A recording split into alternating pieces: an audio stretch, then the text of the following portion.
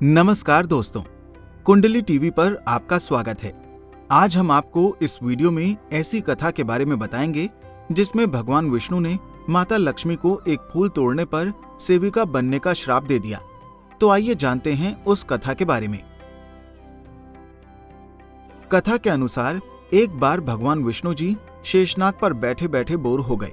फिर उन्होंने पृथ्वीलोक पर भ्रमण करने का निर्णय लिया। वैसे तो कई साल हो गए थे उन्हें धरती पर आए हुए, इसलिए वो अपनी तैयारी में लग गए। फिर उधर विष्णु जी को तैयारी करते देख माता लक्ष्मी ने उनसे पूछा, हे स्वामी, आज सुबह सुबह कहाँ जाने की तैयारी हो रही है?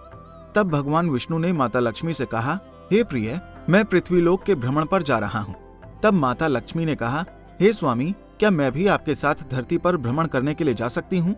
फिर भगवान विष्णु जी ने कुछ पल सोचने के बाद कहा, हे देवी, आप मेरे साथ धरती लोक पर भ्रमण करने तो जा सकती हैं, लेकिन उससे पहले आपको मेरी एक शर्त माननी होगी। तब देवी लक्ष्मी ने कहा, हे प्रभु, मैं आपके साथ पृथ्वीलोक पर जाने के लिए कोई भी शर्त मानने को तैयार हूँ, आप शर्त तो बताइए। तब विष्णु जी ने कहा, हे प्रिय, आप धरती पर उत्तर दिशा की तरफ मत देखना। देवी लक्ष्मी जी ने शर्त को स्वीकार कर लिया और फिर दोनों धरती लोक के लिए प्रस्थान कर गए। सुबह सुबह जब माता लक्ष्मी व भगवान विष्णु पृथ्वीलोक पहुंचे तब सूर्य निकल ही रहा था। रात को बरसात होने के कारण धरती पर मौसम बहुत सुहावना था। बारिश के कारण धरती पर चारों तरफ हरियाली छाई हुई थी और पृथ्वी का नजारा बहुत खूबसूरत लग रहा था।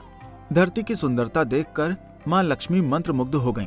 फिर देवी लक्ष्मी इधर उधर देखने लगीं और भूल गईं कि वो भगवान विष्णु को क्या वचन देकर धरती लोक पर आई हैं। फिर उत्तर दिशा में माता लक्ष्मी को बहुत सुंदर बगीचा नजर आया और उस बगीचे से बहुत अच्छी खुशबू आ रही थी।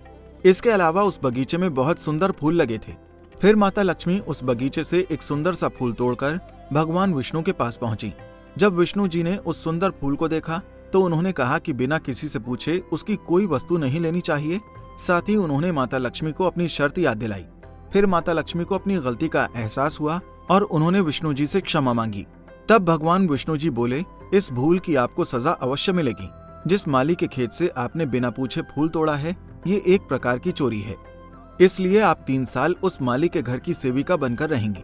भगवान विष्णु जी की ये सजा माता लक्ष्मी ने स्वीकार कर ली। जिसके बाद माता लक्ष्मी ने एक गरीब कन्या का रूप धारण किया और उस खेत के माली के घर गई। उस माली का नाम माधव था, जिसकी एक छोटी सी झोपड़ी थी, जिसमें उसकी पत्नी, 2 बेटे और 3 बेटियां रहती थीं। माता लक्ष्मी जब एक गरीब कन्या बनकर माधव के घर पधारी तो माधव ने पूछा, आप कौन हैं?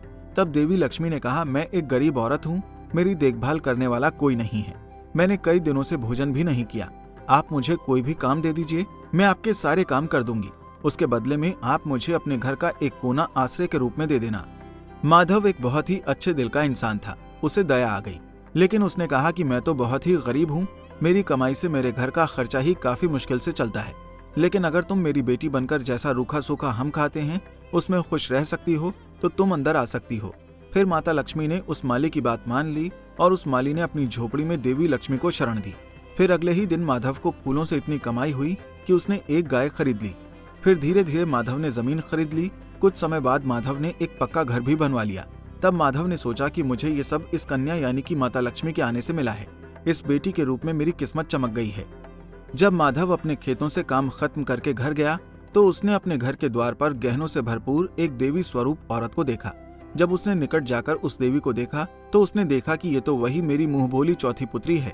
कुछ समय के बाद वो समझ गया कि ये कोई और नहीं, स्वयं माँ लक्ष्मी है। तब माधव ने कहा कि हे देवी, हमें माफ करें कि हमने आपसे घर और खेत का काम करवाया। हे माँ, हमसे ये कैसा पाप हो गया, हमें क्षमा कर दें। ये सुनकर माँ लक्ष्मी ने मुस्कुराकर कहा, हे माधव, तुम बहुत अच्छे और दयालु इंसान हो। तुमने मुझे अपनी बेटी की तरह रखा है, अपने परिवार का सदस्य बनाया है। उसके बदले मैं तुम्हें वरदान देती हूँ कि तुम्हें जीवन में कभी धन और खुशियों की कमी नहीं रहेगी।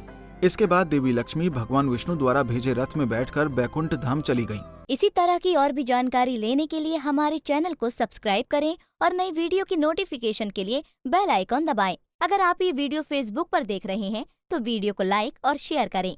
साथ ही अपनी राय कमेंट बॉक्स में जरूर बताएं। धन्यवाद।